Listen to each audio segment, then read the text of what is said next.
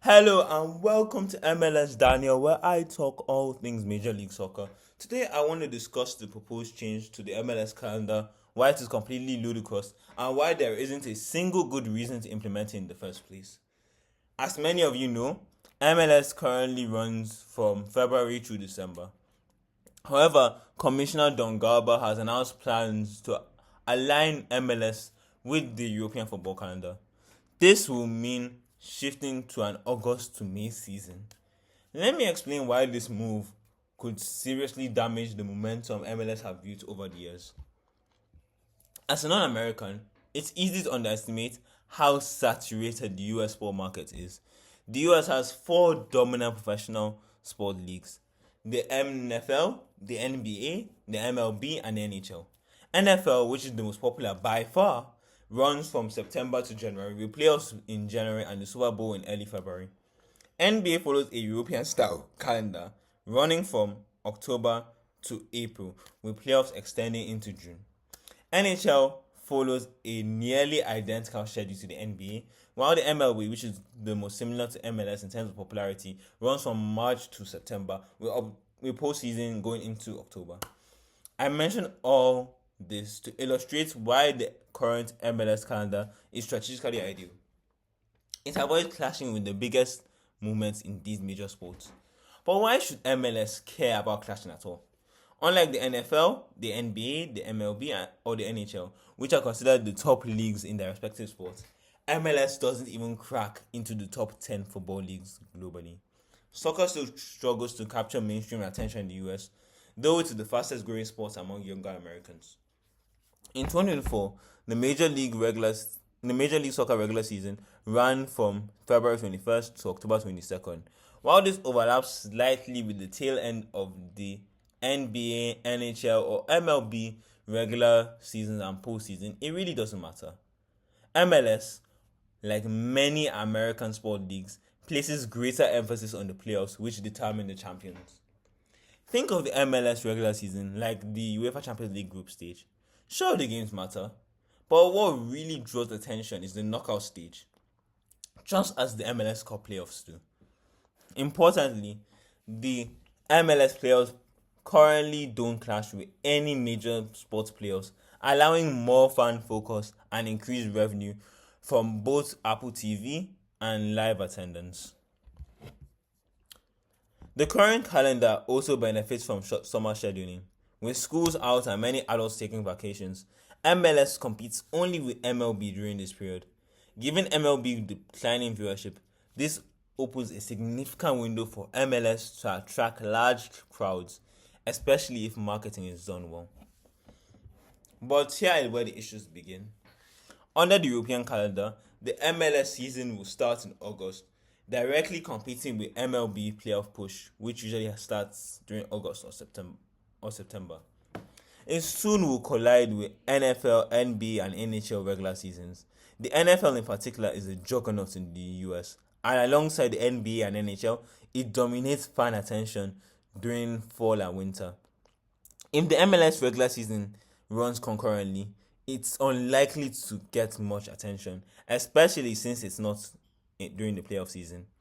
Then, when the MLS playoffs take place during the spring, they'll be directly up against the NBA and NHL playoffs, both of which have established fan bases. In that scenario, MLS risks becoming an afterthought. Only the most dedicated fans will tune in. Many current fans might abandon the league altogether. For example, I'm a Lazio supporter, but I also support Kwara United in Nigeria. Kwara United is the football team, by the way. If Lazio played in a Conference League final and Kwara United was in a CAF Champions League final, which is the African equivalent of the UEFA Champions League final, at the same time, I'll watch Lazio because Lazio is my first loyalty. It takes priority. Another glaring issue is weather. Many MLS teams are located in cities with harsh winters. Minnesota, Chicago, Columbus, New York, Denver, Salt Lake City, Philadelphia, Boston, Toronto, and Montreal regularly experience sub-zero temperatures in December through February, sometimes reaching minus 20 degrees Celsius. Most European leagues don't deal with such extreme cold. In fact, Scandinavian leagues in Norway, Sweden, and Finland play from March through November, similar to the MLS, to avoid dangerous winter conditions. Forcing fans and players to attend matches in these temperatures is not just uncomfortable, it's unsafe. For example, in the Russian Premier League, a match between Yenisei and Akhmat Grozny in 2018 was played in minus 25 degrees Celsius. Attendance was so low that Yenisei allowed fans in for free.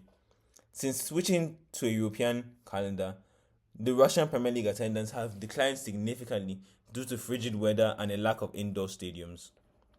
MLS risks repeating such a mistake. While NFL fans may endure such conditions due to the league's massive popularity, it's unreasonable to expect the same from MLS supporters. Some might argue that southern teams face dangerous heat, but there's an important distinction.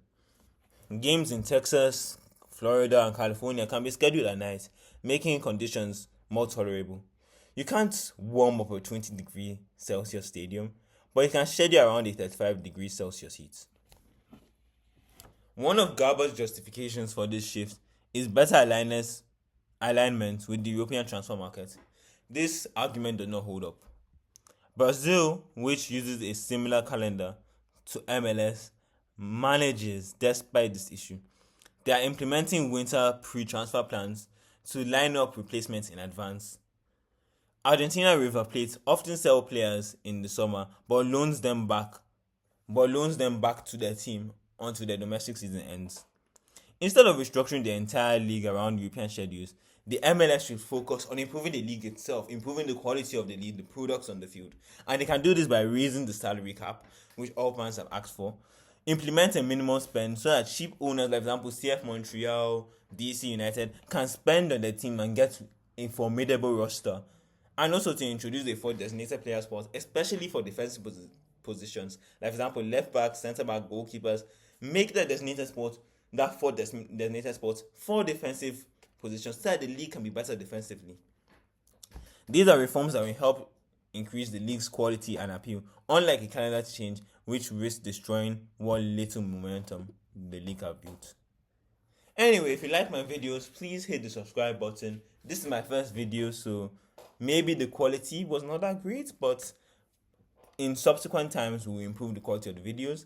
And have a good one. See you soon.